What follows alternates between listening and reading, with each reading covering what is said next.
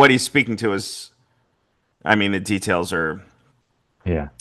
you know, We know whatever his hills to die on, but the consistency is dissatisfaction, right? different songs, same melody. Yeah. Uh, if you know, you know, you know.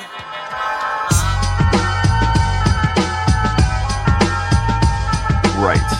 Yeah, and the song was a little too long. I watched the Yeah. whole thing. I Sure. watched the whole thing. I was like, Well, he rolls out of the gate 15 minutes on badges, and I'm not here to.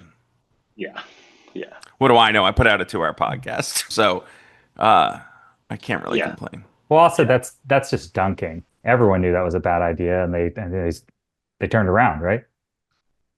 What's that?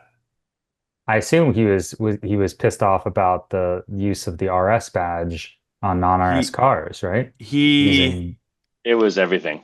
Key he doesn't like the fobs, font. He doesn't like the font, kerning. steering The so they wheel. kerning's all bad. so let's just focus on the badges. He didn't like the.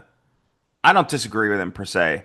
They switched to the Audi type font, so it's much simpler than what was on the car before. A little less ornate, probably a little more phone-like, is my guess. And they're probably trying to be like phone manufacturers. Is I don't know, Okay. but it's so everything is the same non-italic. So S4 is just rhombus S and 4, and if you got the A4, well, there is none, right? But if you got the Q7S line, it's rhombus Q7. If you got the SQ7, it's rhombus SQ7. Yeah, Same font, nothing different. And if it's you got the so there's no overlap of the rhombus to like make it feel somehow more integrated. There's no differentiation visually to sort of suggest you're buying something special here. And So in fairness, they shouldn't be putting the rhombus on them anyway. And yeah, so the only mention of S line on the S line, let's say Q8, right? Like face stuff Q8 before they made the change is it's got a rhombus in front of the Q8 yeah. yeah. nomenclature. I had thought, and maybe I was wrong on this, I thought that they had decided they would stop doing that. They They are, have. I think. Yeah, Okay, they have. good. But it's Good. but per The damage is video, done. the damage is done, and it's going to take a generation or more for people I see. to I see. to. So let's But de-drama that a little bit Okay, and yeah. recognize that everyone's going to look like they were up badging for a little while there, It's even though they eBay weren't mods. yes. trying. eBay mods win every time. All right, can I back up for a second? So Yeah. Let's do it. since this is a podcast, Do right? introductions and all that stuff. Yeah. Right. Well. Basically, I have two former presidents of Audi Club North America with me, but y'all are significant in your own right in other ways. Do you mind saying your name and what you do? Let's go alphabetical, Ryan. Hi, Ryan Compton. I am a trademark copyright media attorney. I'm now at Amazon for the last couple of years, heading up the team that supports AWS, but still, rocking out in the car world too when I can. And my name is Troy Sicotte. I am the president of a brand called Mountain Hardware, based out of the Bay Area, California. We make premium outdoor gear and apparel that helps you stay outside as long as possible, keeps you alive when you're on Everest, in Antarctica, or on the trail. So based out of Camas, Washington, and yeah, have an Audi problem just like the rest of us. So I guess what I would say is what's the unique thing of having the two of you on this call in particular. I think you two bring a particular informed, specialized viewpoint from Ryan, maybe more from the legal branding perspective with your IP specialty, and Troy more with practical application of branding, working and running Mountain Hardware, the apparel brand. And so in addition to that being car enthusiasts, maybe that informs your viewpoint a little bit. And let's hope I guess what I'll dig into at a certain point is like, also does it bias us, right? Because the three of us are obvious car enthusiasts in the traditional sense. Yeah. Not only in the traditional sense, car enthusiasts, but also, yes, brand nerds. Yeah, we both Troy and I help build brands, help other teams build brands. And Troy is literally building a brand. I mean, I'd love to know where have you actually tracked to see where you've moved on the overall brand value index? I don't know if you guys track that or not. No, can you help me with that? Yeah, I'll take a look. You got some people? I'll take a look. I've been thinking a lot about this, and I think what this is all under the umbrella of is where the consumers are, right? I mean, we spend a lot of time, as does any other company that serves consumers, which is there a company that doesn't serve consumers? Fishing where the fish are, or, consumer insights, and just look at, I'll go to it was Europe, Central Europe, and now it was the US or North America, and now it's China and East Asia driving consumer demand. And when you think about that generation of middle and upper middle class, BMW is probably first and foremost on the nose of that. Of these are people that didn't grow up with cars; they became adults, had the opportunity to earn a middle class or upper middle class lifestyle or luxury lifestyle, and then are buying cars. So it's almost like technology first. I'll say tablet first, screen first, and I think that's what's really strange. What we're feeling in the Audi community is this shift. From every element of design is no longer being driven by the North American or even the West. I think you see this homogenation of, specifically, I would maybe say BMW and Audi kind of following a very similar design ethos of Predator meets Alien meets Terminator. And it's just where it's what that consumer wants. And I think that's the reality, that if you're an Audi Club member, you're not, and you grew up with B5, B6s, B7s, and all that Bauhaus design stuff, all the Peter Schreier stuff, you're just Baffled. You're baffled, right? And so so the business side of me is like, oh, I get it, right? It might be, and in apparel we get different insights. Europeans want something different than Americans, want something different than Eastern Asian market or the Central Asian market. And even from a fit perspective, how much bolstering should there be on the seat? How loose should the sleeves be on a fleece, right? So we're constantly battling that dynamic of where the consumer is, and we can't make everything, although it does feel like Audi's splitting hairs and making everything. Well, and also don't forget on what they're the faces of these things. You don't have to deal with pedestrian impact standards, Troy, in your clothing. Yeah. So between yet and LED lighting, is driving a lot of what we're seeing in the homogenizations in the faces. And then of course we know that all of the fuel economy things are driving the homogenization of that not a wagon, not a SUV shape that has permeated almost everything. Thank God for any variants off of that, the jelly bean situation. And that's the hard part, right? Like, as you have obviously the mass consumer in most of these markets has headed towards the kind of crossover, whatever it is, 5-door thing. And I think the other side is you have this perfect storm, particularly at Volkswagen Group, which is Audi's owner, of having to deal with the very expensive upwriting of EV architectures, the very expensive dealing with, while we're well past Dieselgate at this point, the impact of the expenditure that came along with it is still very much felt. There's still been more fines in the last. There's still money being paid, right? So it's still an ongoing. I was toying with this in my mind earlier today when I was trying to think through for this podcast, and I was trying to think through like what kind of extinction event really was Dieselgate? Like what was lost in that moment? I was thinking about how when if you're in a race or anything else, like you've got the lead, you do everything in your power, like make these little tiny tweaks to stay in the lead, right? And you see that with every other business. And, for one, I wanted to blame them for taking their foot off the gas. And on the other hand, I was like, did they get 30% of the gas siphoned out of their tank? And then, that plus the culture that happened afterwards, where you've got compliance officers in every corner of the business. How much of that tamps down the spirit of some of this that we're talking about that has been lost, or maybe just the sheer volume of people that had to be let go? I don't know what impact, what the long range impact of that was. Did it actually cause the whole company to shift into being a different company? Like, did they die and wake up a different person? I think you're onto something. There's, the wind out of their sails. Like no one's going to push for that tactile feel on that, what was an MMI knob, if it's going to get their neck exposed a little bit, like taking that risk as a teammate. But you think about this, peaked era ending, COVID,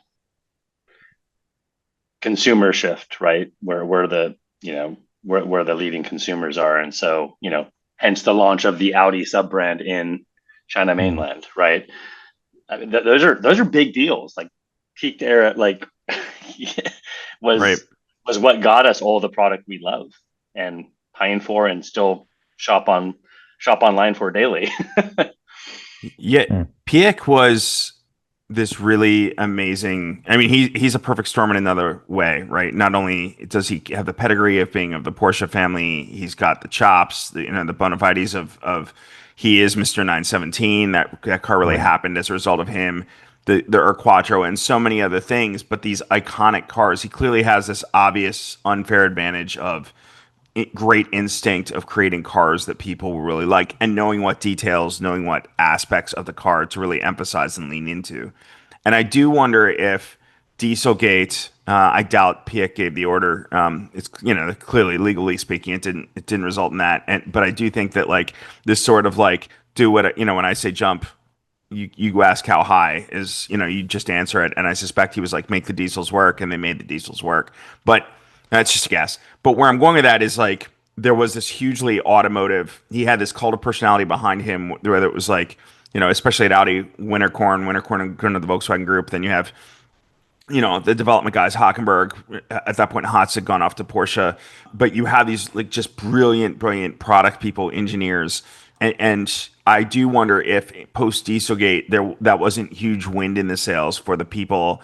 These are very political organizations, right? Volkswagen Group and Audi have always been like any big corporation, political groups, and you have the people who are the non-car people who are like, see, this wasn't the best plan, Yeah.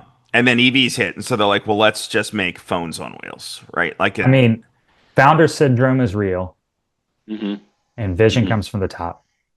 And if you have all of that happening, Piek leaves. You have the internecine battles that continue inside the company.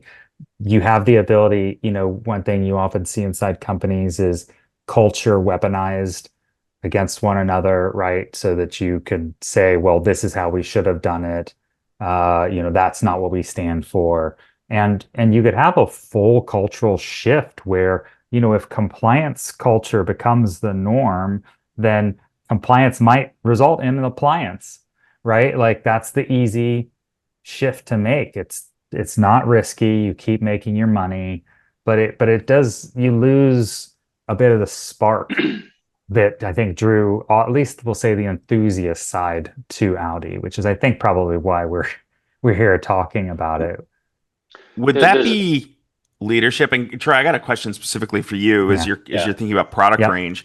It seems to me from the outside, just as a fan and a layman covering the brand, but not having run a company like that the time since Piek, it's been a chasing of numbers, meaning what's the biggest product segment? Let's aim for that. Let's make plenty of product for that, mid-sized to large crossovers. How many do they have? How many more are they building? If you're only chasing volume, the R8s of the world, the TTs, the cars that drive one's heart kind of fall by the wayside, and yet you still want people to be engaged. I don't drive an R8 or a TT. I've had a couple of Audi SUVs in the house, so I get the value of it. But at the same time, they don't drive my heart like the R8 But does. yeah, Halo cars are real. Yeah, I mean, in our world, in the apparel and gear world, we call it extreme authenticators. Those suits we make to go to the top of Everest that cost $2,500, we sell a couple hundred a year. We don't really make money on them. Yeah. We sometimes battle. Hey, should we make that? We don't make any money. It's not optional. Our brand's not a brand without that extreme authenticator. I think this is where, I'm sure there's those internally on the management board at Audi that believe they still need a Halo. It can't be the SQ7 or the RS e-tron GT, which we all love, but it doesn't get your hair standing up. But then you think about financial impact of Dieselgate, the electrification platform, just the billions and billions that took, and Yeah. then that shifting and kind of backfiring. and then this push to make phones on wheels. I think there's just not enough money. I mean, it comes down to launch a platform. One interesting thing on the article on the Auditography video was this whole thing of like Huracan continued. There was a successor that I didn't really ever think about it that way, like economies of scale.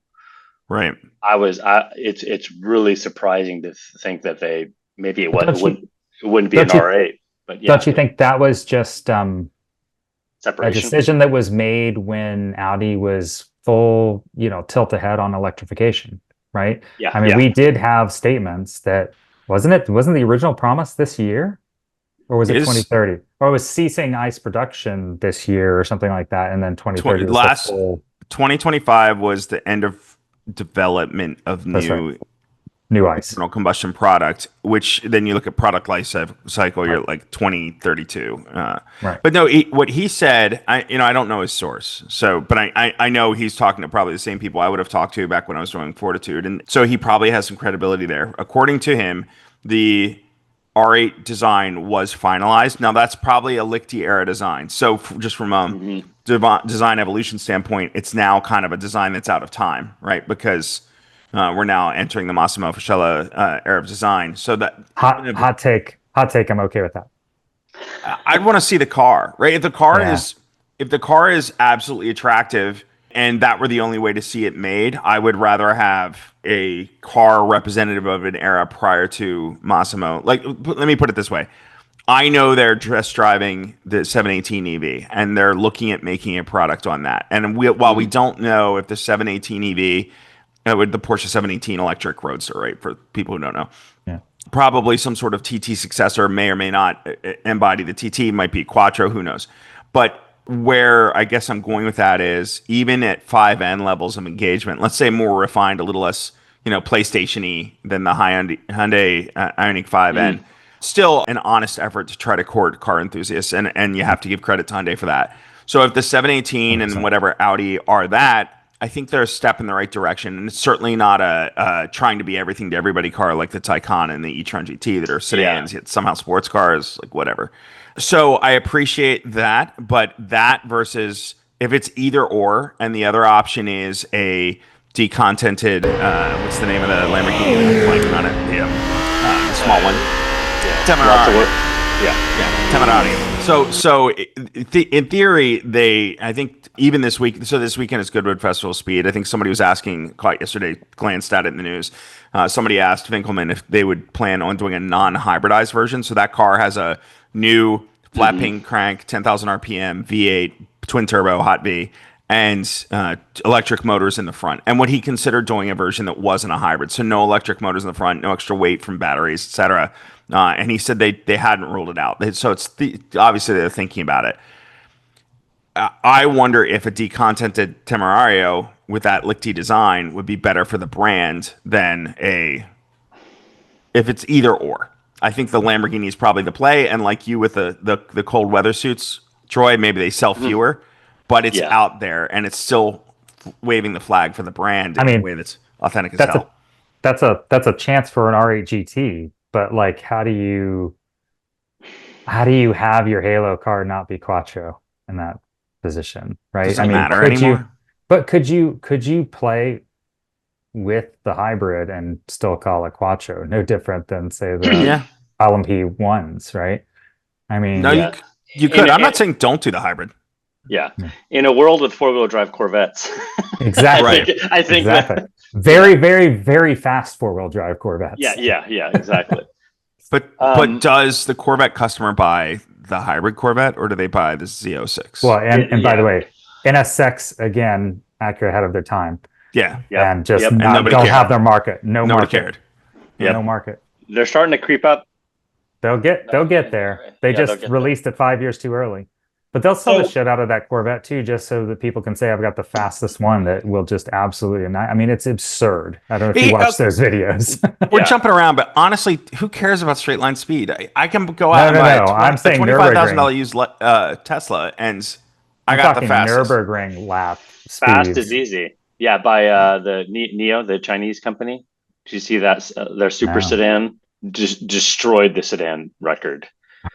Like it's just what's the brand, Neo or I think it's one of the Geely brands. It just eviscerated. You know, it's four motor vectoring. You know, just. Have any of you, Troy? I know you had a Rivian. It's a quad is kind of there, but have any of you driven the Lucid level? Like, I've done some like launch control hard launches, a couple back to back when I got in the first RSC Tron GT. So at this point, not even clearly the fastest RSC Tron GT, much less fastest electric. And I gotta say, after like the second or third try, I was like, I want. It's Vomit Comet. I don't care. It's a parlor trick. That's well, we're not nauseous. drag racers. I have a Polestar down in the Bay Area. You know, Polestar PS2 performance, and they published like 4 seconds 0 to 60. I did a run the other day.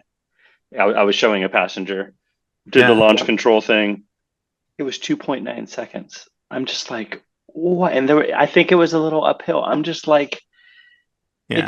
It's like that fast. I always say fast is easy when my neighbors are like negotiating what car to get and the plaid driver pulls up and I'm like, that's easy, man. Yeah. How's your panel gap? Well, as my give me a good chassis. Right. As my very first driving instructor once said, any asshole can drive fast in a straight line. Yeah. On the track. So I've been thinking about like what's the most. That video was hyper comprehensive. I do agree with, you know. If I were to give him advice on how to like punch through, what are the three things that bother Can you give us the hits? Can you do that for us? I mean, we talked about badges, right? Emblems, which I get, right? In a world where I actually like BMW's new badging, right? It's like they have black and they have red outlines, they have champagne finishes, you know, they're doing some cool things there. So is emblems, the logo. I got it here. You got it? Yeah. Yeah, I made because before I interviewed him, I wanted to have it all here just so I could reference it. So badging, interiors, basically quality of interior, the lack of buttons, all the piano black, particularly in the new, like the new A5 and the Q6 and those products. If you don't have the full width screen across the dash, you get this weird black piano, like filler that makes no sense, and you see fingerprints on. The instrument cluster, there again, he wants logos that kind of tell you what you're in, and the iconography and whatever is a bit complex. Let's see here. Gear shifter, I agree with him here. I think we're getting a little too cute with gear shifters. Like, I had, well, let me get through the list. We can come back to gear shifter.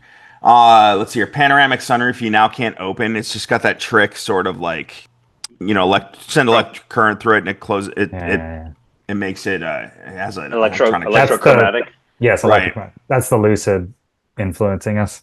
Yeah. So where I think from a production standpoint, he spent 28 minutes on badges and interior before we got into. Okay. But can we break that down just a little bit? Like, there's some real nit stuff in there. What's the writ large point? Because look, do I love the MMI menu system? No. Do I think that the layout of the dash is perfect? No. We could knit through all that all day long. Has anyone stepped in a Ford or Chevy product? Like, it's awful. Well, it's awful. And there's a genuine. I'll say this though, man. The GM stuff, like at least their screens fill the bezel shape. Like you don't think Audis do?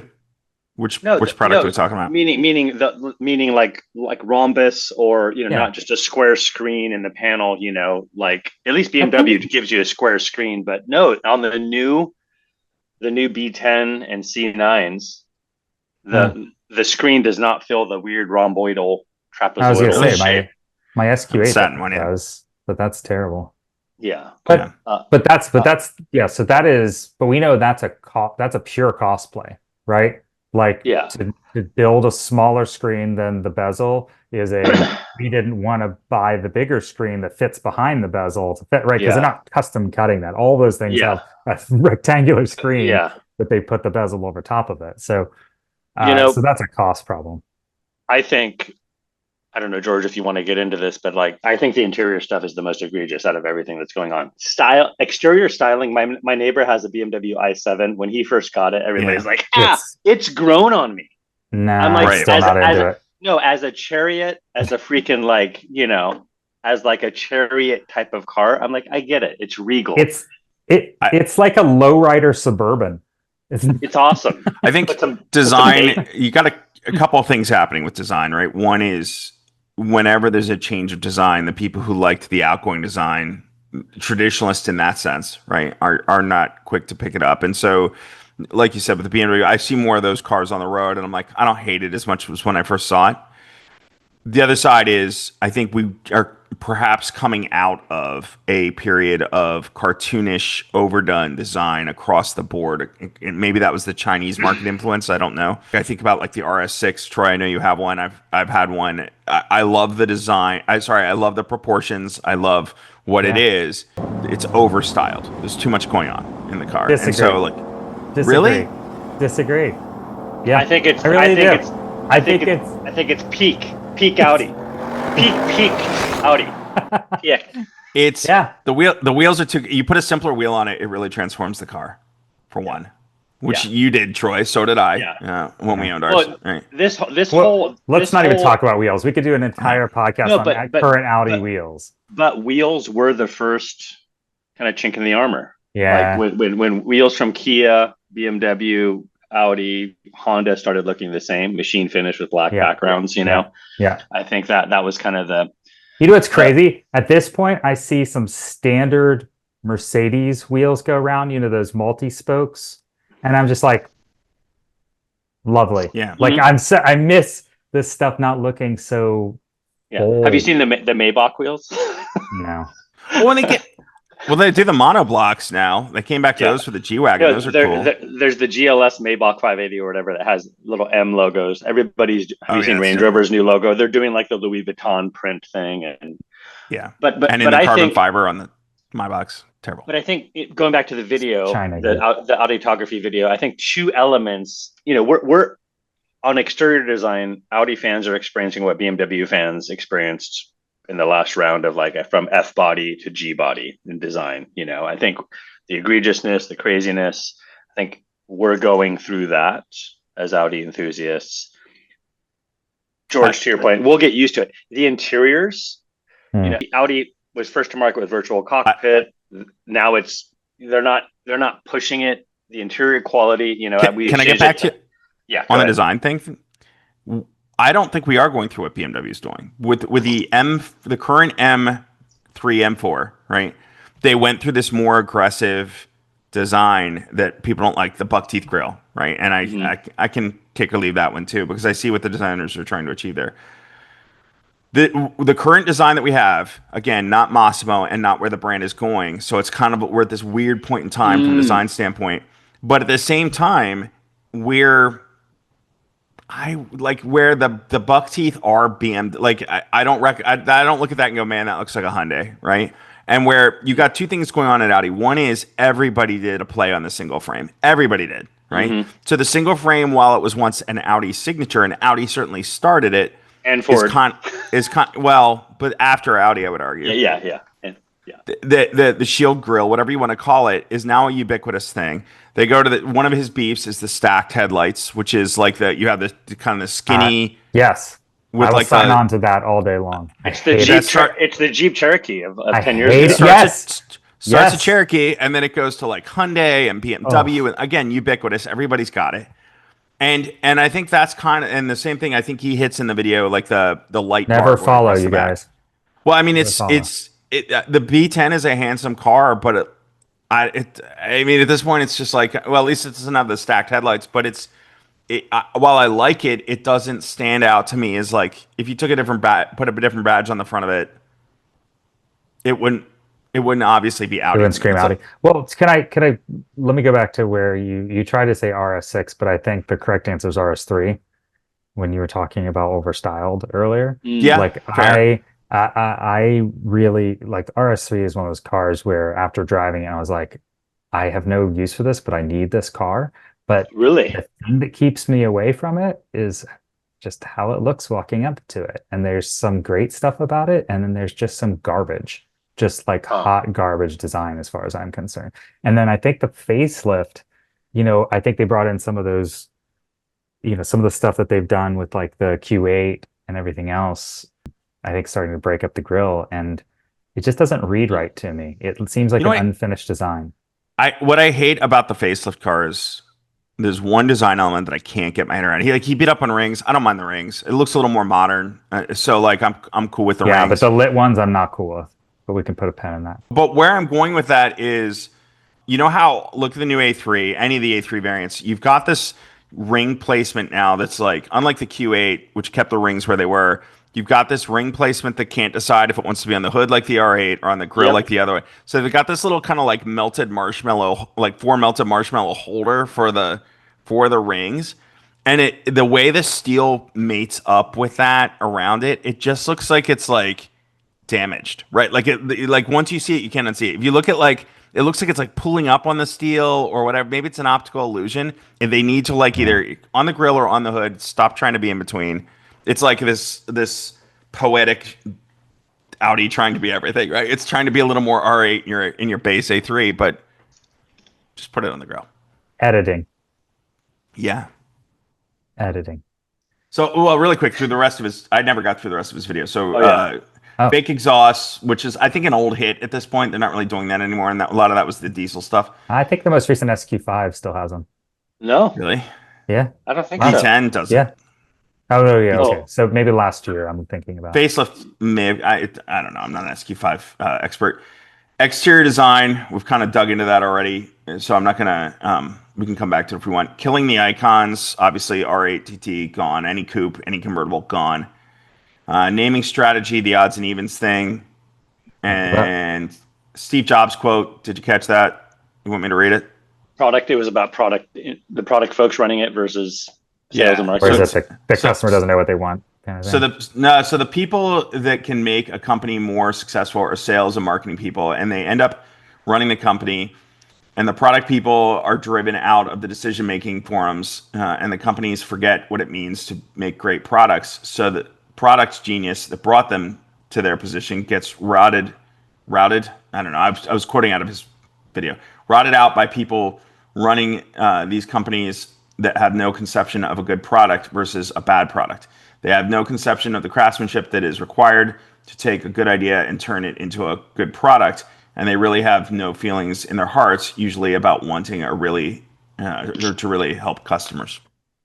That's probably not a direct quote of Steve Jobs, but it's what I keyed in out of his video. Well, here's the question. You know more about the leadership team than I do, and probably Troy does. Is that true? Are we led by the sales and marketing teams at this point? Or are there real engineers? I mean, go back to your earlier statement about the Piek era. I mean, he was an engineer, right? Right. Like that is a product person. I mean, there's a person who built things. Yeah, very much a product person. There is a big difference between product leadership and sales and marketing forward leadership. TBD on Gernot Tollner or his current executive. Like he's installed a couple of new board members and C-suite executives that are unique to his team, Massimo being one of them. So where they go from here, it's probably too early to tell. Would I say that the last round is our product focus? Well, I think his predecessor, who's the one who decided to stay with F1, and I'm not here to beat up on F1. F1 could end up being a smart move. However, Unclear. that came at the cost of, the prototype program was the Le Mans program, right, was about to start testing. Apparently, according to Auditography, the R8 got canned. That's where they got the budget to do this, right? So you're giving up. Which is GT3 program goes with it. Right. One of the most successful GT3 programs that's ever existed. So here's and I think a lot of this culminates in F1 and the philosophy behind it. One is chasing numbers. There was a study done back in the day when, I think it was 2016, Porsche had won the WEC championship with the 919. Audi's still racing as well. So they won in the group, they won Le Mans, they won the championship in the WEC. In the meantime, in the WRC, the Polo won the championship that year. In GT3, you had Lamborghini, Porsche, Bentley, and Audi all competing at the GT3 level. In the TCR level, you had, GT4s, you had Porsche and Audi.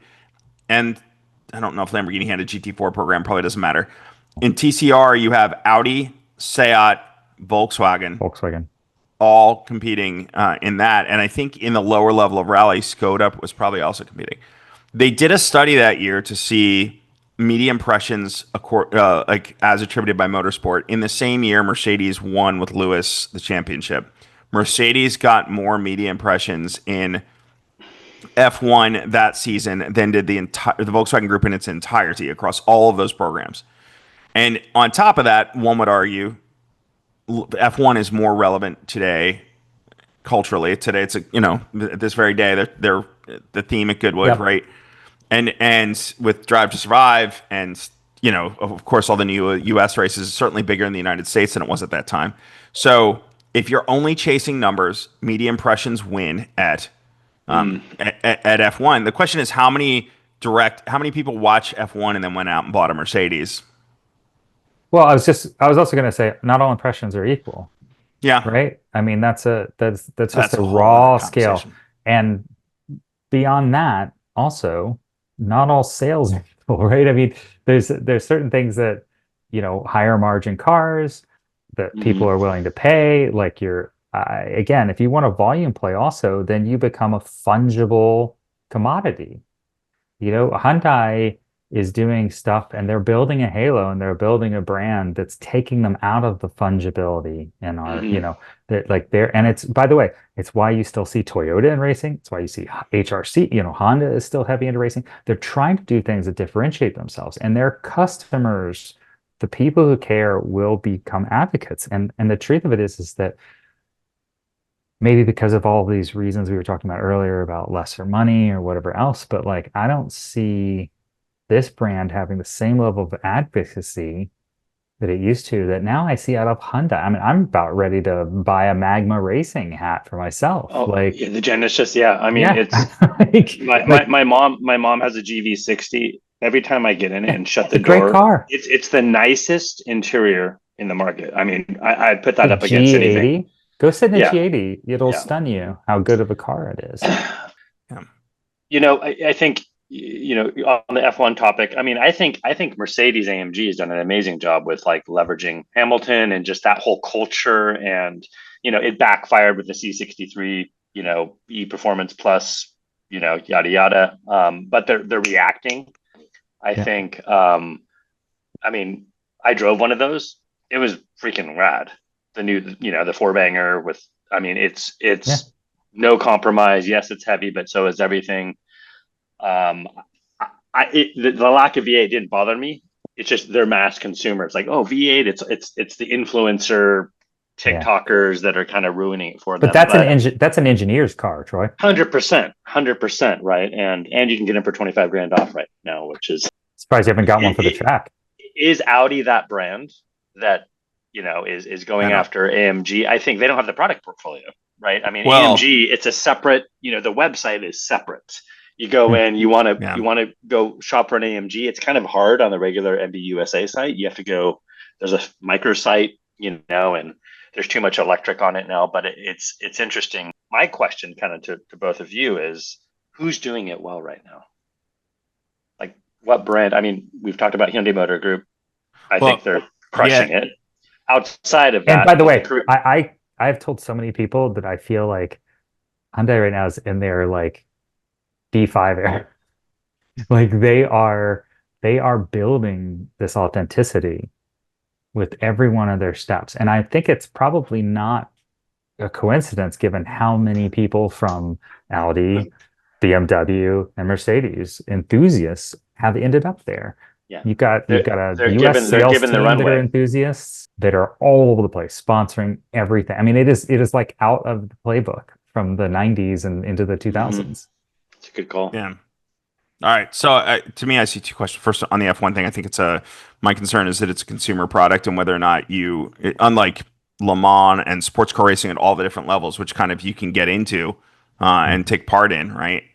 Or attend races more locally. F1 is very much a product for rich people, and whether or not you execute it correctly and use it to elevate your brand value, like say Mercedes, is one thing. You could also be Renault or Alpine, right? That nobody cares about. And so also those are badges too at the end of like it is a marketing stunt, right? Like they might as well be saying F1 is for selling pod racers. Like it's not related to the cars. Yeah. Who's doing it well now? I would argue, I would definitely hat tip Frank Van Meel at BMW M. I don't know that BMW as a brand is doing it incredibly well, and they've put a lot of money into the Le Mans program and haven't won much with it yet. So that's And they just a separated concern. from Ray Hall Letterman, so they may be actually removing the prototypes from the Right. US. But I'm seeing a lot of messaging from me. I'm sure clearly biased here, but I'm seeing messaging where BMW is, or BMW M in particular is, if you look at their presence on social media, they're kind of in the weeds in a good way, on things like BMW individual colors and getting you ingrained into the brand and educating you on to be a brand enthusiast and brand nerd. I saw some, it was around Le Mans. I saw some social media presence of them kind of like pushing the people who buy and modify and are enthusiasts about their M cars. Right. And that this is not Porsche. And then Porsche is a whole other thing, right? Porsche's ability to grow. Okay, so we all come from Audi Club, right? And so that's a little bit of an elephant in the room too, where Porsche's support of Porsche Club North America in particular is remarkable, right? They've gone from sub 100,000 a couple years ago to now their view just shared on their podcast at 160,000 members. 160,000. And it's approachable. I know the Cars and Coffee I started here in my town, the local PCA chapter members come. They are not necessarily dyed in the wool car nerds, but they're getting educated in the brand and they care. I've attended a seminar that they had at the Porsche dealer locally where it was about teaching members who didn't know a lot about the brand so they could walk into a conversation nice. about Porsche and know what a 993 is, right? And That's nice. right? And I guess that's where this is a beef I have. And one of the other things talked about is the enthusiast. And that's one thing that I've wore me out the most at Audi Club is that the period of time we're at Audi Club and kind of doing, you guys are president or I'm, either working there or executive director there, is it seemed like Audi of America in particular, like we could have been there or not been there and it wouldn't have made much difference to them.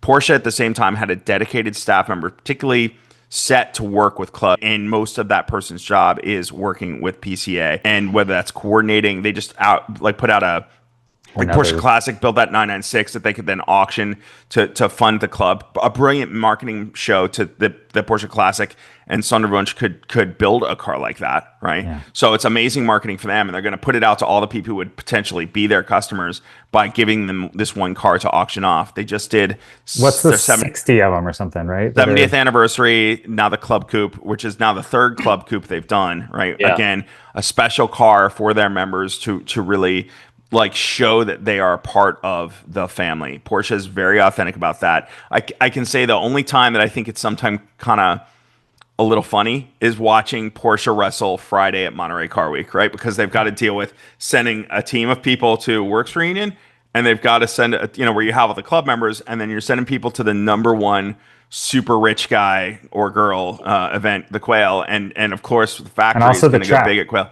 Don't forget the track. And also the track. Yeah, they got to juggle all that. And Monterey being so expensive, you have limited staff no matter whom you are. So, that's I think the only time Porsche struggles, and it's a good problem for them to have. And I would say this too. Embarrassment of riches. Without 911, they are nothing, right? Like 718, yeah, okay, great car. They're sunlighting it now, right? But without 911, does anybody care about Cayenne or Macan? I say no. Nobody cares. Well, but I was going to mention what's enabled Porsche to transcend. I mean, we're Cayenne and Macan. The money of selling Cayenne Macan for sure. 100%, right? And so I think Porsche is a perfect example. I talk a lot about this at work. Pull market versus push market, right? And COVID helped the auto industry kind of turn more into a pull market. Hey, dealer lots are not filled with inventory that's on sale. Right. Like, I think it became more of a European model, at least in the States here, as far as inventory. You go to a Ford dealership, it's not outside of trucks. There's not droves of inventory, right? It's maybe you order it or you dealer locate it. But Porsche, like, you want a special edition 911, you got to it's a little bit of the Ferrari playbook, but right, you got to participate. And that, you think about it, you're a working Joe, you want to be able to afford that someday. So you need to buy like the GTS to get the GT card, to get the. Go ahead. Sorry, Troy. No, I just think Porsche's done a brilliant job at like creating this like they've executed becoming a true luxury brand that is like vaunted over. Like in my neighborhood, though, it's funny. There's more Porsches than Audis right now. It's kind of comical. Like the new Macan Electric, there's two of them already. It's a lot of Tesla transfer happening, right? But 911, it's kind of like, yeah. I'm like not impressed. I'm like Really? GT4. I mean they have another problem. They got rid of the analog tachometer. I'm done. That's a deal breaker for me. But it's similar to the interior on the B10s and the Right. C9s being a deal breaker for this diehard Audi fan. 100% deal breaker, those interiors for me. And I've sat in Can one. you talk about that a little bit? Yeah, I mean, a neighbor got a B10 A5, like a pretty well equipped S line, Like a and Premium Plus or something? I don't know if it. I mean, it was pretty loaded. It had like nice wheel and tire package. Wasn't an S5. It wasn't the 6-cylinder, which I know has a little bit better. The door cards are nicer on those and the seats. But my litmus test is like lower door panel plastic quality, right? That's always like the dead giveaway. And it was Hyundai Motor Group 10 years ago kind of feel. Like it just, and that's maybe a little harsh, but you sit inside there, you take the badges away. I'm like, what am I in? Right. It felt more GTI. It felt more GTI, like, current Mark 8.5 GTI than Audi. And that's acknowledging that Mark Mark 8.5 GTI is not a great thing. No. Right. No, this is all right. So on this though, right? Like you have this kind of goes back to the question of product people leading the ship versus non-product people, right? For Ferdinand Piëch, if you get in a got in a Mark IV Golf and compared that to an A4 or an A6, those lower door panels were good, right? Like they were Yeah. like the quality level. Now, granted, profits were better at the time, and they had the money. They didn't have Exchange rates. right, no Yeah. tariffs, all that BS. But I do think that like part of it is what gets lost is you don't know what you don't know, right? And so when you think you have all the answers and you're making the product and you don't know to look for those lower, of course the OEM suppliers are going to go, look, here's your lower door panel. This one will cost you, $20. This one will cost you 30. And of course, if you don't know the difference and you don't care, you say, well, let's just take the cheaper one, right? Yeah. And so much of the Audi brand in that time period of like B5 on to, I would argue, even B9 but maybe B8 is probably, where the B8 to B9 shift, it starts to, Dieselgate money starts getting taken out of the cars. I guess where I'm going with that is like that they don't, like the people who are there, they don't know that like so much of the Audi clientele bought them because of the superior interior, right? Like in the day, it would be insulting for two ex-heads of their owner club and one of their chief blogger, like one of the main bloggers around the brand are sitting here talking about how great a Hyundai Genesis interior is and superior to theirs, right? That would be insulting. Yet Genesis is a really good product. Well, this goes back. If you go back to it, what do we talk about? What is a brand? Is an amalgam of a series of sort of indications about how a product makes you feel, how it, how it looks, everything else. And for me, there's a lot of touchstones that were necessary to be an Audi, right? Or at least to differentiate it from anybody else. And certainly, I mean, how many hundreds of times in the car press have we read about the distinction of Audi interiors over everyone else? It is the top line. It is the, and even Mercedes and BMW were trying to catch up. I mean, let's be honest. I've sat in some pretty garbage BMW interiors in the last few years too, right? But to take away that is like badge engineering, right? To take away that lead is cutting a chunk out of your brand value. It's interesting. Here we are, three guys that go back to, our Audi fandom started in the 80s with probably a Quattro or, in case of George, even older cars. But think about, for me, the moment of, like, my first real car was a Coupe GT in '85. The interior, friends would freak out, like, are these Recaro seats? But it was B5 C5. Remember those Ambiente? You had those three inch. I mean, Right. we grew up with that Audi. We're like the B5 C5 era. I mean, oh my God, it You get didn't an get you better. get an You didn't. A6 and it was perfect That inside. Yeah, those cars are Ferdinand Piëch with something to prove, and he finally has yeah, budget to do it. Right. yeah. That's And what that era car is. so maybe the question is this, right? And I think Audi interiors peaked. I think B9, once they got rid of MMI. I think B9 was peak. You B9 had facelift.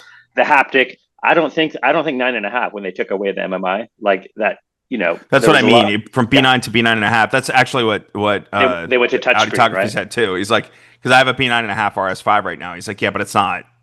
Like in Yeah, a lot of ways, that car is better. I've had a B9's S5, but the safe click wheel and the touch you know sensitivity and the haptic. right.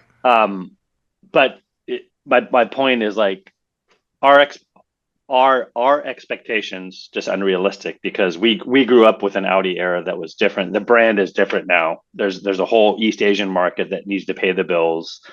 I think the Chinese manufacturers are eating a lot of people's lunch. Like, I think, Well, Right. how much is it? But is that what you're chasing? Is that what you're chasing? Like we can't honestly, there's a point at which you cannot compete with that, right? Right. With the Chinese car or you join manufacturers. them, and launch a sub brand, the Right. Audi I sub mean, brand. but the Right. TBD on whether that's a successful move, right? It's clearly there's a Chinese partner in that, but I guess They I look think what you cooler were than what we're getting. Well, but also like let that happen. Just serve that Yeah, market yeah. right. with that part of it, right? And I'm But thankful that they made it a slightly different brand, in that it does allow it's you to really confusing. differentiate. Maybe not my favorite way to go about it, but at least it's not that same thing. Because again, I think this everything for everyone thing is what erodes brand value at the end of the day.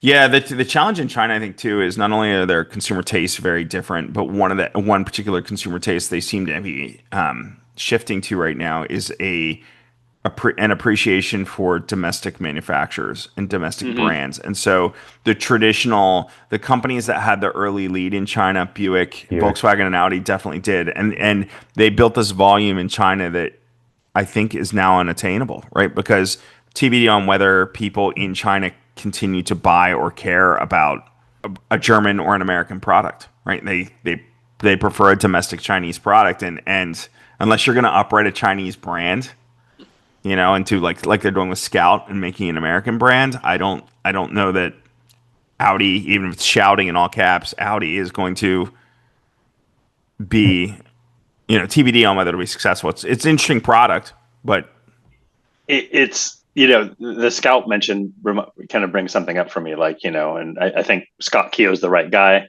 right? Like, it yeah, just, I feel like it's going to come to market, and those buttons are going to feel the way we want those buttons to feel, right? The leather, the fabric's going to feel.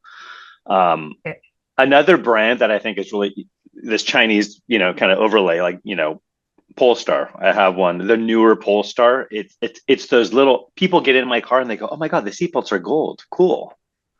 Oh, this perforation pattern's interesting." There's all these little special things about that interior that right. lay people notice. They're like, "Oh, the door handle's fabric. Oh, it's kind of this cool." There's all these little moments in that interior that you feel like you're in a special place. I think Scout will have that, but I think, anyway, the owners of, is it Geely that owns Polestar Volvo? Yeah. It Um, is. they've done a good job at, like, creating this almost, I don't know, Porsche-esque desirable. If you know. Yeah. There's a consistency across all their product line. The newer stuff, that sedan, whatever that's called, the Polestar 4 or 5, I don't know what the nomenclature, but I'm excited about that. Like that, I get emails. I'm like, oh, that's going to be pretty cool. If that's under 100 grand, that'll probably take some share, right? I, So, I'd like to go back to your thoughts around Scout, because it seems they're working very hard in a vaporware mode at this exact moment to build authenticity already. They are working really hard to lightly tie it to the old brand. They're out there running Baja like Yeah. in an old Scout, like they're doing stuff around social media that feels, like they literally just accidentally effectively bought a nameplate, right? And they're going to be able to leverage a huge chunk of the authenticity of something that they didn't even buy, this company that doesn't exist and was had to be rebuilt out of whole cloth, simply by tying it back and forth. Again, tying this new brand to the old brand elements that Right. people knew. And what can we say about that now today? What is it? What is there? And even F1 is a hard play because they're new to F1. They have zero cred in F1. They will have to build it from scratch. And then how does that even carry over? Do you even have a technology transfer argument from F1? Whereas they could continue in this interim period to be borrowing from the authenticity that they built as a company over the last 30 years. But instead, it feels like it's just, we're just in this, here's our stuff era. Yeah, I mean, I was Go just ahead. going to say that the next 10 million customers for Audi are not us, right? And so They might not be anyone. well, I think we all want Audi to build like an homage to their Quattro, right? Be it electric or hybrid or five something, right? Their coupe Quattro concept, whatever. That's probably not going to happen because does a young millennial or does a zillennial care? Do they even resonate, right? Um, I think I think authenticity resonates regardless. I agree with you, the 20-year I cycle, think right? authenticity is timeless. The 20-year cycle is a thing, right? Like we're getting, just as the 50s cars now are worthless because yeah, their intended audience is passing from us. The Quattro will fade in memory, except although I will say, Georgia's daughter's friends were but even that, maybe there's like a little shimmer of it, right? Maybe it's not we've lusted after that car. It's like, oh, actually, that's that cool car where that first woman to win Pikes yeah. Peak, right? Like there's little elements that come from those things. I'll speak out of turn here. I think the Urquacha is a bit weird looking. It doesn't even touch me that well, like it does It's a everybody else Scirocco, say. man. But there's these intangibles from all these things that you've done in the past that you can carry forward into your, again, it's the Scout thing. The Scout thing is they own Yeah. none of the brand equity, the Yeah. goodwill from the original hmm company, and they will still trade on it, and it will succeed as a I, result. I I firmly believe in brand. I'd be curious your thoughts here, Troy. But with any brand, I think in management, you're dealt the poker hand you're dealt. You have the cards you have to play, and you play them as best you can.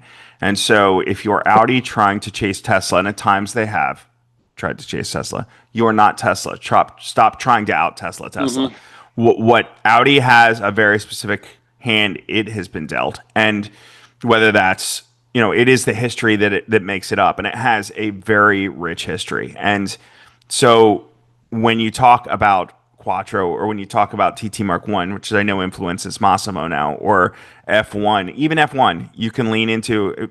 Think about this: at Goodwood is going on this weekend. Formula One is the feature mark. This you're like celebrating whatever it's 75 years of Formula One.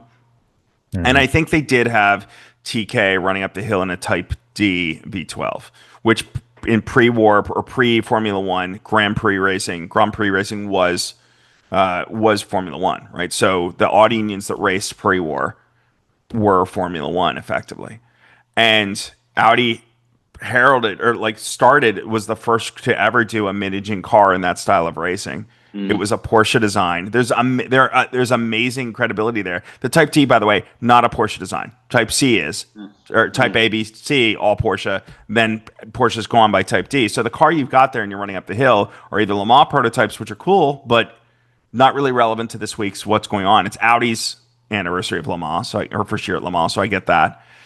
But like you're not kind of leaning into the Audi Union Grand Prix sort Right. of history that you do have. And so coming back now after 90 years, since they ran, right? and finally coming in, there's very little messaging of that. Audi could have, for whatever reason, had if they could have previewed their car this weekend, and who knows, it's only Saturday's done, maybe Sunday, you never know.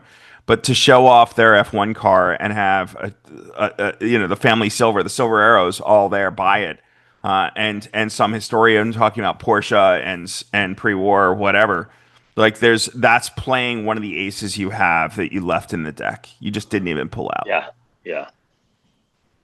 I completely agree. That's what I've been.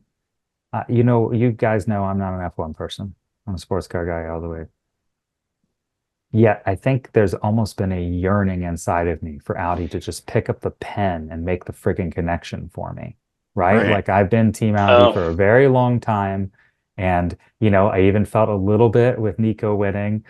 I didn't watch that race because again, I don't watch it.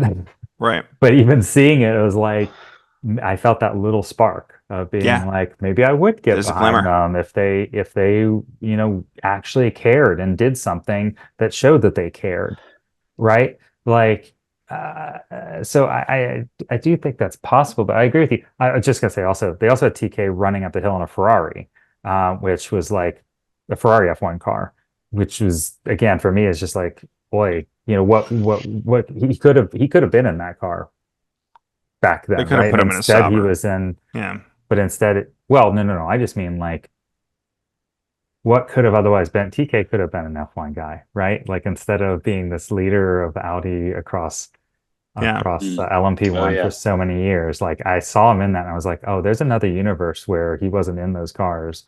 He was Right. a, Ferrari, third driver, test driver, whatever makes it up.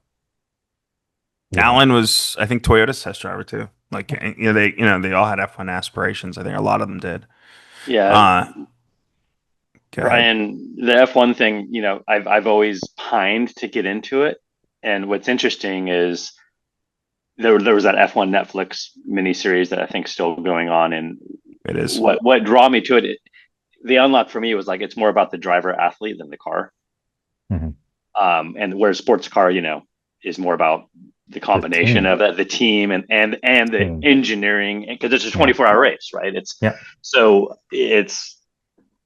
my affection for F1 is like more about the athletes than I don't care whatever mark, and you're rooting for the person more than the mark. But George, to your early question just on brand, it's like, and this, what Ryan's point on Scout and kind of this thing that Volkswagen Auto Group acquired. We 7-8 years ago when I came on board at this brand, there was a product problem. Product was not becoming of the brand. We focused on that. Then we cleaned up the marketplace, and then we returned to profitability. And it was like, oh, who are we? So we hired this big agency out of New York. They do, tier 1 brand from Nike to HBO to Netflix, and so like Lippincott or something like that. It was Gretel NYC. They're a branding firm, and we're like, hey, we're open to rebranding. Do we need a new logo? Do we need and they, 18-20 people for 6 months just studied our brand, did consumer insights, and they're like, you know what? You have heritage that can't be bought, that can't be recreated. Like quadruple down on who you are. You're a brand of the 90s, like quadruple down on that. Embrace your weird logo. And I almost wish, like, is there anybody at Audi? I mean, think about that, like tapping in that Scout connection. Like they're taking something, and it just feels like the new product does not. I mean, what I love about my C8 RS6 is the fenders, right? It's like it's an homage to the Urk, right? It's there's something. Yeah, there's something there where I'm like, oh, I can draw a thread to that. You're B9.5, right? RS5. There's that similar, and it's not overwrought. The fender flare is nice, unlike an M3 where it's just weird. And the new 5 Series, which is also a disaster if you've seen those in person. That fender, it's weird. But it's also 600 pounds heavier than the RS6, which is killing it. And I'm curious where the new RS6 goes, right? If we do a hybrid 2. Yeah. It almost seems impossible to be heavier than the RS6, and yet it is. 600 pounds. Jason Kamisa just did the drag race. We got to come back to this, but Jason Kamisa just did the drag race with the new Rivian Quad, and Yep. and like as he's going through the line, the difference in weight between that and the Macan Turbo S like EV was something like over 1,000 pounds. It was obnoxiously big, and you have two EVs there. Like it's anyway. Yeah. Back Well, that's to Porsche. the brand thing and authenticity. First of all, Scott Keogh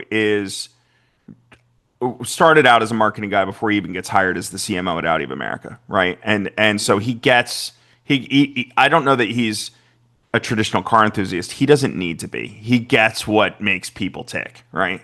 And what gets people drawn in. He maybe arguably is a car enthusiast now, but not traditional in the sense I think of it.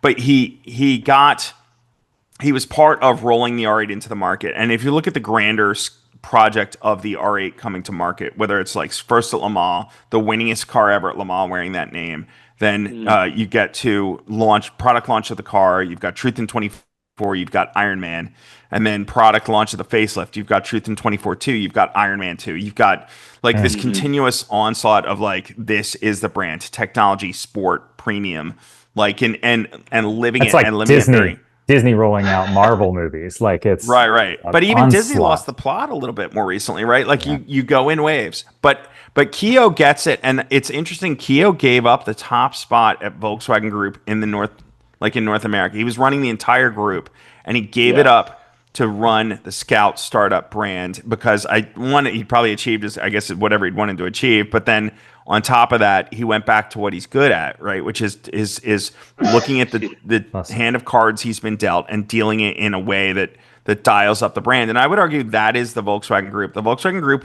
when they're left to compete with like an appliance brand, never really has done that well in the past. The people today haven't shown themselves to particularly effective at it. Piak was never that good at it. They didn't know what to do with Seat. Seat had no heritage, no real heritage they could play off of. But you give them Bentley, you give them Bugatti, you give them fucking Skoda, man. Sorry to, you give them Skoda, and they still lean in and they do it authentically in a very Skoda way or a very Bugatti way, the whole gamut. And that's where Audi was perhaps at its greatest, is also leaning into and knowing what Audi is. And nowadays, I don't know that Audi knows what they are, and somebody like Keogh would, but Keogh's not there. Whether I don't know that the U.S. team gets it. Germany might get it. We'll see what product comes out. You just mentioned a brand that we should be pulling into this conversation, because I think there's probably a little bit of learnings that we can get, and I don't know it well enough, but I know from the motorsport side that Cupra, you launched the Cupra, the brand, and they're building race Premium cars. They are and there's a bunch of them. I mean, and they're coming to the States. We've sold a couple. It's one of the fastest growing brands in the European market, and it's definitely, they're coming to the US. I forget which year, but you want me to pull back the veil on Cupra, and they're kind of a copycat play. No, they're like literally a copycat play. Of what? Audi? Polestar. Oh yeah, Volvo, you have this kind of old, boring brand, right? That's customers are aging out, and they have this sport sub brand associated with it, and they turn it into its own brand, and with that, then they can do whatever they want, i.e., EV or whatever else. But it's a new brand for a new generation.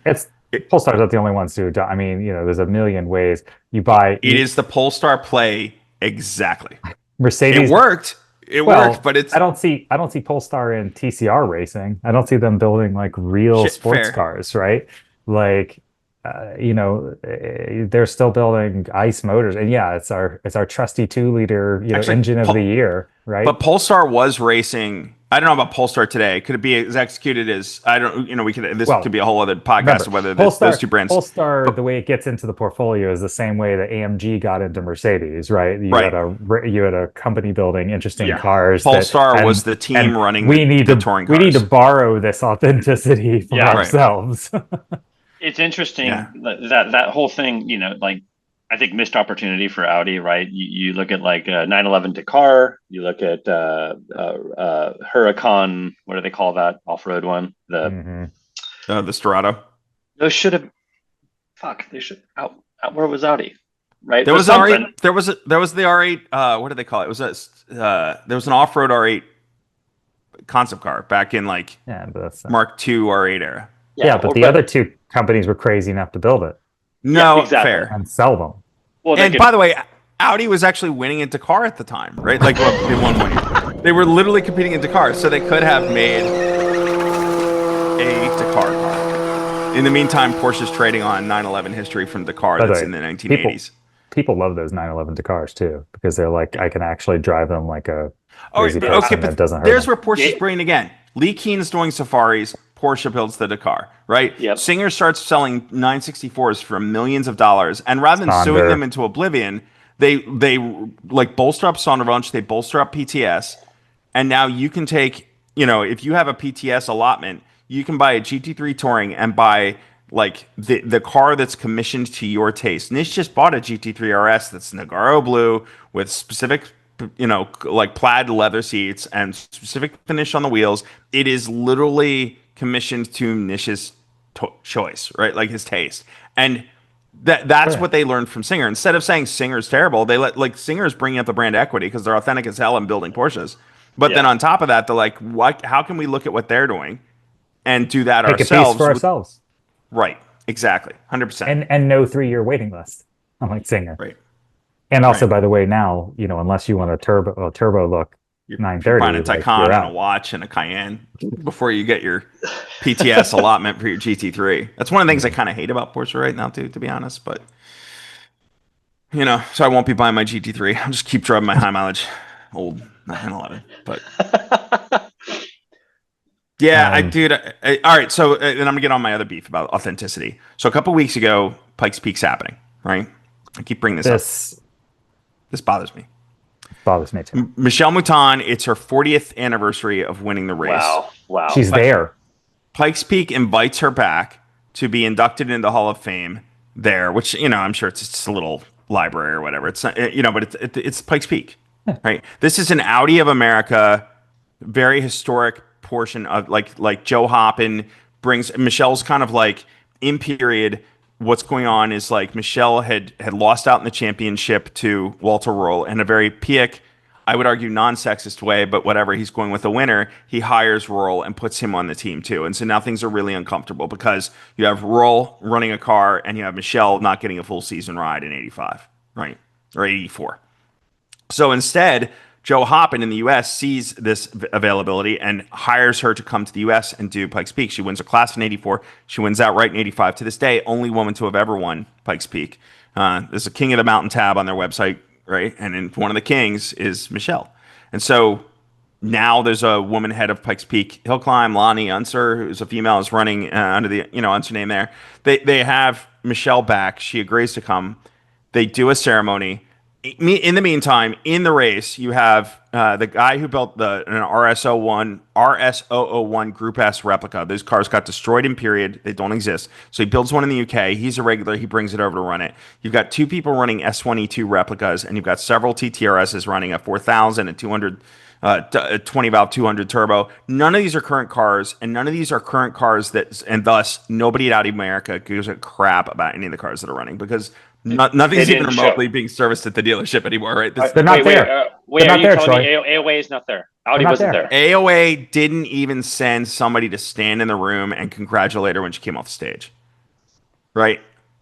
In the meantime, the same weekend, and look, they probably had this booked year out. By the way, ball through the hands. When I learned that she was coming literally months before, like Pikes Peak put out an announcement, I emailed and I said, this is going down. Not only I never got a response, so I don't know what conversations they had. Nobody hit me back and was like, thanks for the heads up. So this goes down and this happens, and it's a wonderful weekend. The dealer, by the way, gold star to Audi Colorado Springs. They have a great evening event. Michelle wasn't part of it, but they had all the teams there, cars on display. Yeah. I think the RSO one had a fire or something, so they were scrambling to get that car ready for race day. But everybody else was there, and they had an Olympic athlete. It was not just traditional car nerds, right? But it was a really authentic, kind of cool, vibey picnic. Great event. Pikes Peak weekend, yeah. Again, gold star to Audi Colorado Springs. So I get back, or I don't get back. I didn't go, and I was mad at myself for me failing to go. And Monday, I'm looking on LinkedIn, and I see Audi of America going Audi football night at like some MLS thing in Miami. It's some posh hotel that like it's I don't know, influencers, people work dealers. I don't know what they are, but everybody's sharply dressed. There are an army of RS e-tron GTs parked at the valet stand. They've got all this video on it, right? That somebody from FC Bayern, somebody from like who's a top cheese at like MLS. I'm sure it was a very important night, and I'm not here to beat up and just beat down on that they did that, but they did that, and I'm sure spent a large amount of money doing it. And the question is, do soccer fans care that Audi sponsors soccer? Do they buy Audis? Do they buy a second Audi? Like when they turn in their lease on their Q5, do they come back to the brand? Do they care? And in the meantime, everybody in Colorado is like, even Michelle Mouton, right? Like all the women who look up to Michelle Mouton think it's a big deal that she's in the United States. That is a point at which Audi is hugely authentic, and they totally missed out entirely on being there. And to take the emotionality out of it, because I could definitely be there with you. It shows priorities. Right. Mm-hmm. And this is what we're talking about. What does it mean to be a brand? I mean, maybe we're saying, we've said a lot of things about what it's missing and where they're missing out and where they're not using it. But at a certain point, how's it go with the line of when someone tells you who they are, listen to them. Right. Like, at what point is it that it's like we're just pushing for those Miami and LA big leases and, get the flashiest car for the lowest price? Like, this is what I go back to. They're working to help MLS build football fans, not Audi fans. And I would argue to successfully execute use of the association with soccer or football, you need to be building Audi fans out of football fans. Yeah. And if I don't see that happening, I don't see that as an effective marketing position to be in. And I'm not saying they shouldn't do it, but how does it work? And this goes to F1 again. I was saying before, do you have the technology transfer? I think about Audi. Let's think of another place where Audi has always been involved in sports marketing, in skiing, US skiing. Oh yeah. Right. West, whatever else. What was the tie-in there? Quattro. Drive it to the slopes. Yeah. Like they still worked to create this level of authenticity around why is this relevant? But just the consumer, right? It was the consumer. Well, and I live in DC, home of Audi Field, where like we walk in and there's branding everywhere and there's just a bunch of products sitting out front and people just walk past it. It's like having cars in the mall, like when we were kids, right? Do you watch Welcome to Wrexham? Yes. Okay. I found it. I knew of it, but I didn't bother watching it until probably a couple weeks ago. I think I'm in the final season now. Pretty sure I demanded you to watch it at some point, but maybe so. That doesn't normally work. From an authenticity and building fans standpoint, what Ryan Reynolds and I'm blanking on his name, the other guy from Always Sunny. Well, he just changed his name. Rob Mac. It's now just Rob Mack. Yeah, but Rob McElhenney. Yeah, I mean that's probably ironic when we're talking about authenticity if you're changing your name. But where I'm going with that is I don't care about soccer. I don't care about Deadpool. I don't care about Always Sunny. I don't watch any of those. Like I watch Marvel. I haven't watched Deadpool's because it's a little too much, right? And like I still found myself watching that show and caring about McElhenney, caring about soccer. I kind of want to go to Wrexham and watch a game. But you know what I don't care about? We have jackets. Do you? But you know what I don't care about in Welcome to Wrexham? I don't care about Aviation Gin. It's on there. Like I just don't care. It's sponsoring, and it's what's his name? Ryan Reynolds Gin Company. But I don't care because it's just a sponsor, and That's called synergy. But you look at the way Wrexham is produced. It's amazing at being authentic. It's not just about here's Ryan Reynolds, he's famous. Here's Rob McElhenney, he's famous. It's about bringing attention from the athletes who are the stars clearly of a soccer team to the management, to the locals, to the bar owner. Even the one episode that I thought was amazingly brilliant was like the history of hooliganism and people starting shit at soccer games. And then they got it. They dug into the life of a guy who'd been banned from the race course, which is the field where they play, but for being a hooligan, and his girlfriend who struggles to stay with him because she wants a job in security and can't get the job because the background check finds him and negates her, right?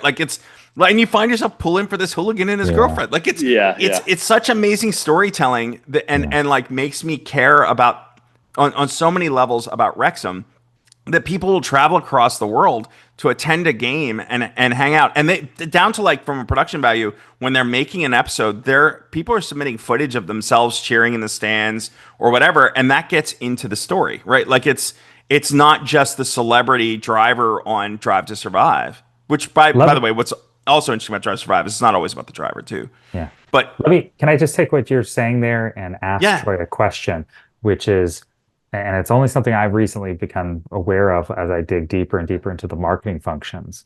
But there's a difference between storytelling, which is what you're talking about, George, and just marketing. And I think that might be a little bit of what we're talking about here.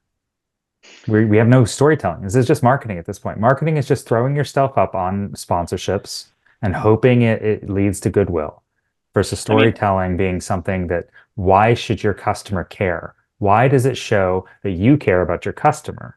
I come from Amazon, where the top thing is customer obsession, right? That's the first question for anything, is customer obsession. What's the best thing for the customer? And how do you tie that? Sorry, go ahead, Troy. Yeah, it's just, I think about, there's football, soccer, or there's F1, or there's sports car racing, right? And I think enthusiasts, being the three of us, right, are more inspired by, hey, who's showing up at the track or the event or some kind of, be it Paris Dakar or Le Mans or, Champ Car or your HPDE, right? And or Pikes Peak, which is, that just like kills me that AOA or Audi AG wasn't there, right, to like honor this thing that like put them on the freaking map, right? Mm-hmm. Yeah. And it's the mythology. Yeah. Right. It's definitely part of the core mythology. Yeah, and then there's this like, this football thing. I don't know. It's like, what is the, you're walking in. Our dealership in the Portland area sponsors the Portland Timbers, which is an MLS team.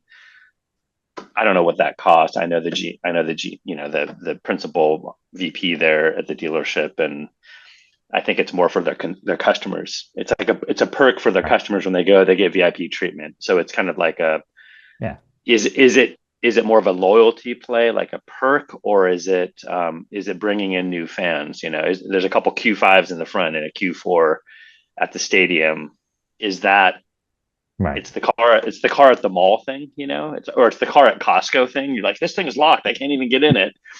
It's, you'll walk by and say, it's just, I don't get the call to action, right? Let's break the three things up you just said, which was sports car racing, where you're watching the product do something.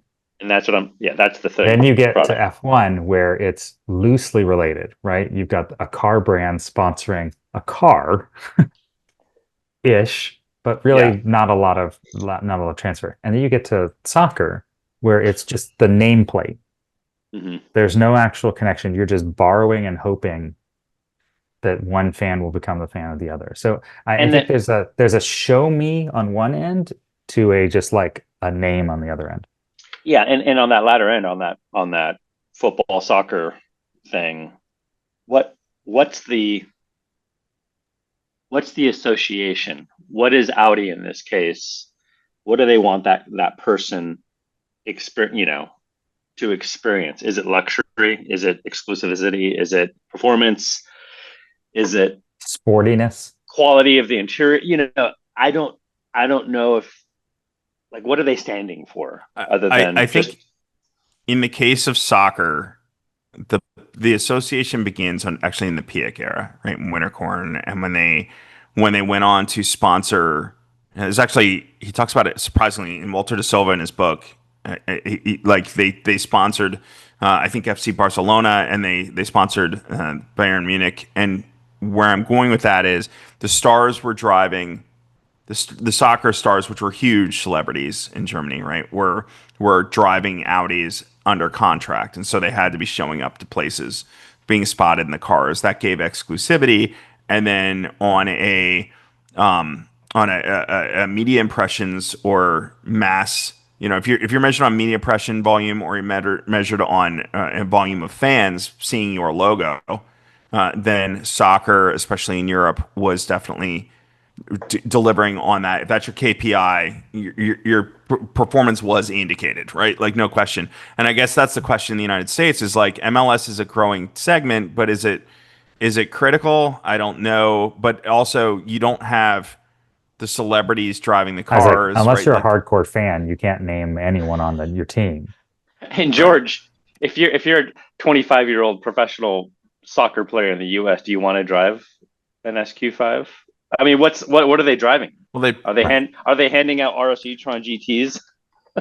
Like, what's the yeah, Right. coolest thing that kid's gonna wanna, the footballer, as it were, right? I'm probably an just going to RS go ahead RS6. RS6 is my guess. without actual knowledge. I can't imagine that they've actually handed out any cars to any I don't think there players are any in the players States. driving. If there are, it hasn't been messaged, and so that would indicate a lack of success too, right? Like if Yeah. they are Well, how would anyone? driving, The we should point know of, about it, the reason why you have a water brand, doing Yeah. product placement is because the person gets photographed as they leave the gym.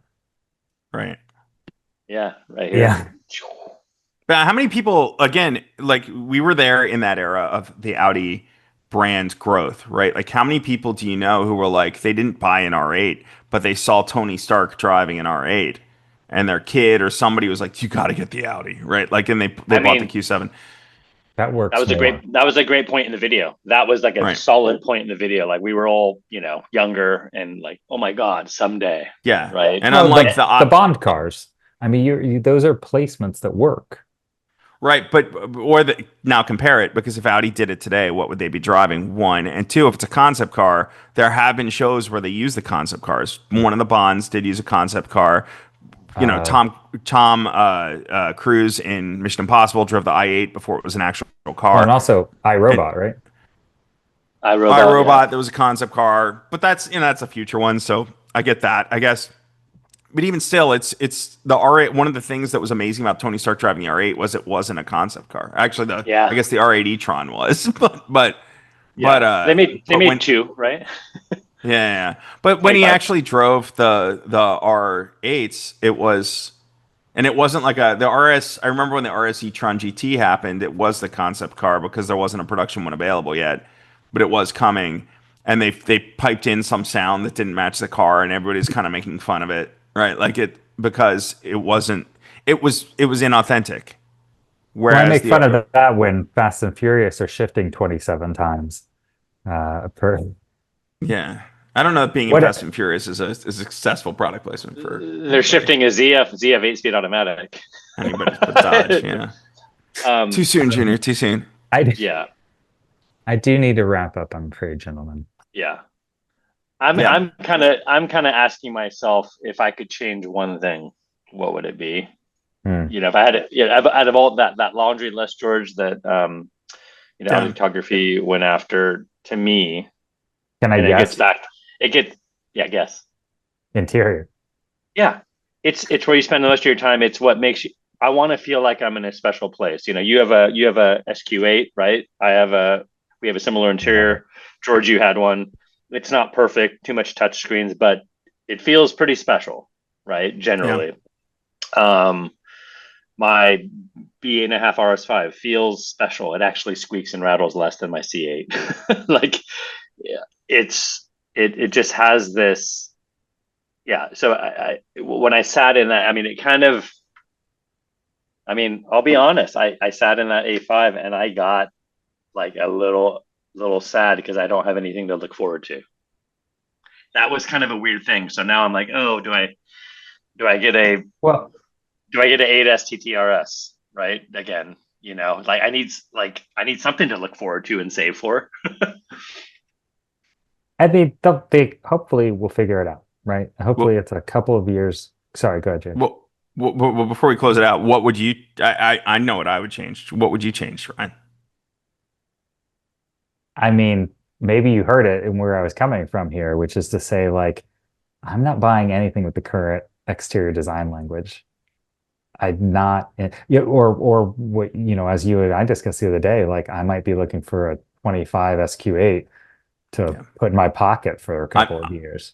I'm literally Like, doing that right now. Like I'm looking for an you SQ8. know, I'm gonna pick up an SQ8 and just sit on it for a little while.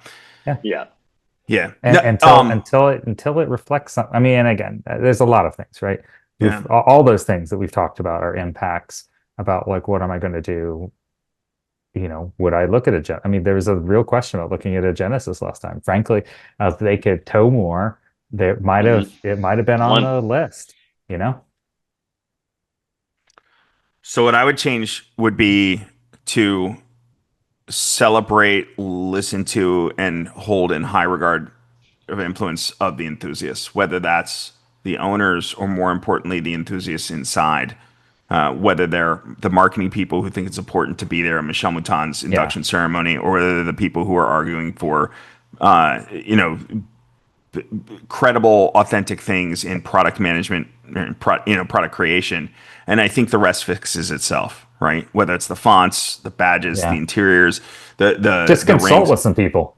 Well, but if you have a reason for doing it, right? Like if you have a reason Yeah. for changing the rings or the fonts and you can point to it, like think about Ryan, like I think I saw the glimmer coming in your eye a little bit with F1 when I started talking about like Goodwood and having Porsche design silver arrows there running. Like if you can tie Yeah. it to a reason for doing it that's not cost cutting and inauthentic, it's a much more acceptable change. Like one of the things that that Auditography told me about was he was talking to one of the designers, and they said in the B10 there's this element in the design in the rear that is the B5 trunk, right? Like the way they sort of work with that crease where it Mm-hmm. comes down. And once you see that, you start to appreciate the B10 design a little bit more because now they've explained and you see this like tie to something you love. There's that lineage and it's authentic. And I think that's where Audi is So disconnecting. it should explain itself to be Well, to truly work. or you can explain it and the logic is obvious, right? Like maybe you didn't see it at it's like the first, but RS6 arches that Troy pointed out, right? right, Yeah. Like maybe not everyone is as big of a nerd and be able to tie it directly to the car, but they can say that looks like an Audi. yeah, totally. Yeah. Yeah. Uh, It's yeah. I think we should give. What was the gentleman's name that did the video auditography? Does he publish his name? I know his name. He's Okay. asked that I not use it because he's always Okay. sort of had this anonymous Yeah. presence. So I just want to give the guy kudos, right, for like giving a damn and like taking. I mean, putting that video together was a Totally. lot of work. I would put out a challenge officially to make a 3-minute version, to do an edit, to make a punchy thing, to continue. That'll help get this message out, right? I think Right. who knows? We got C8 RS6 in America due to similar passion. We got I don't know what the last example was of yeah, some of these things happening. there's probably no M5 wagon in the States if it weren't for the C6 Right. Yeah. the RS6, C RS6. Yeah. It's I get like I've made fun of it a little bit and I don't mean to make fun of it because I sincerely respect what he did and potentially at the great personal cost to him professionally if for the wrong personality takes it personally versus listening to it as constructive criticism it could cost him greatly and so Yeah. I sincerely I think when you put your money where your mouth is that's really whether I agree with you or not is totally worth my respect. You know what it But is? It's what? authentic. It is Yeah. authentic. But Yeah. yeah. But I guess that's where I'm going. Like to the first 15 minutes on badging, if I don't agree with the badging, you lost me. And that's what if I saw any criticisms of that video, of course, anybody from Audi who may have been offended by it, that's different. But amongst enthusiasts, we're all kind of ADD now. So going to that 3-minute version, Troy, I think is and then you want more. Now watch the hour-long one. Yeah. Right? Yeah.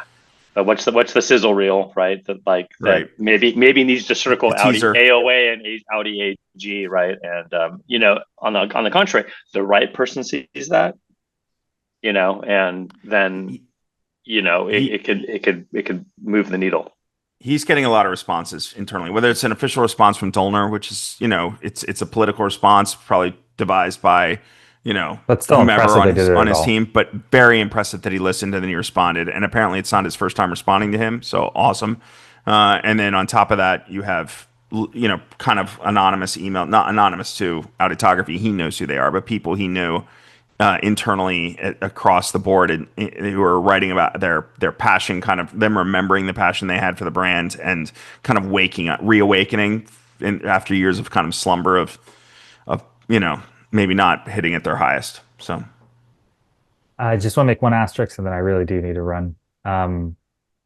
We know that there are some people at AOA who do care and do care about the Very much enthusiasts so. and have tried. And but you know, obviously there's a systemic challenge. And I hope that we can get back to listening to the customers and or listening. I always think about Blink and thinking about how your enthusiasts are the ones that drive a lot more sales than a lot of these other things. And you And know, that's not easy to measure. yeah, and maybe that's a hope. Maybe that's like, Yeah. What I would add to that too is because I know I beat up particularly like people going to a soccer thing instead of Michel Mouton, et cetera. I think it's important to know that it's not. We shouldn't beat up on them spending time and money on trying to market the brand in places where they think are going to bring them the volume that need for the brand to be successful. 100%. That is the Taycan and Macan and yeah, Cayenne strategy. Porsche wouldn't exist without those. The problem is when you totally, if Porsche were to cut off the 911, cut off the enthusiasts, that really takes the leg out from under the brand, and that's in the last couple of years, whether it's removal, not just choosing not to fund the club or support it in the way that Porsche supports their club, stopping to support like Audi bloggers and Audi alone enthusiast publications like what I'd done in the past, whether that's cutting programs like European delivery or motorsport experience or driving experience or like any of these things that built Audi fans, not soccer fans, but Audi fans. When all these programs go away, cutting the Audi magazine that goes out to dealerships, like and like you take away the experiential programs that make it authentic, and it's the absence of those that makes me resent the soccer. I don't resent the soccer decision, but but that you're choosing not to do any of the other stuff suggests priorities in the wrong place. So agreed. Yeah, they should listen to the people delivering existing magazines to dealerships, which we all do, right? Yeah. Think about that. That's right. Think about how ridiculous that is. We take our time to, yeah, anyway. Yeah. I'm doing a delivery tomorrow, actually. So Well, it was great to chat with you guys. Yeah. been too long. Wonderful to catch up, guys. We got to make this a regular thing. There you go. Got the band back together. Yeah. Alrighty, guys. And maybe Goodwood, I'm thinking. Yeah, We've done Monterey enough times. I'm there. I know. Okay. Goodwood would probably cost the same. Yeah, it might. And I'm in.